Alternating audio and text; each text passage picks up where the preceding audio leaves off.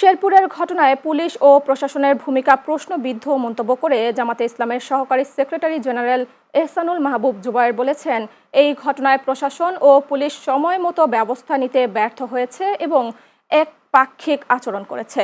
আজ দুপুরে দলটির কেন্দ্রীয় কার্যালয়ে আয়োজিত সংবাদ সম্মেলনে এই কথা বলেন তিনি। জামাতের এই নেতা বলেন, জামাতে ইসলামী ও 11 দলীয় জোটের প্রতি জনসমর্থনের জোয়ার প্রতিপক্ষরা সহ্য না করতে পেরে শেরপুরে বিএনপির প্রার্থী উস্কানি দিয়ে হামলা চালিয়ে এই হত্যাকাণ্ড ঘটিয়েছে। এই ঘটনার জন্য দায়ীদের দ্রুত আইনের আওতায় এনে দৃষ্টান্তমূলক শাস্তির দাবি জানান তিনি। জামাতের নারী কর্মীরা ভোট চাইতে গেলে বিভিন্ন জায়গায় হেনস্থার শিকার হচ্ছেন উল্লেখ করে তিনি বলেন, এসব সহিংসতা ও হয়রানির বিষয়ে নির্বাচন কমিশনের কাছেও অভিযোগ জানাবে জামাতে ইসলামী। তাদের আসলে অবস্থানে জনগণ তাদেরকে সমর্থন করছেন না।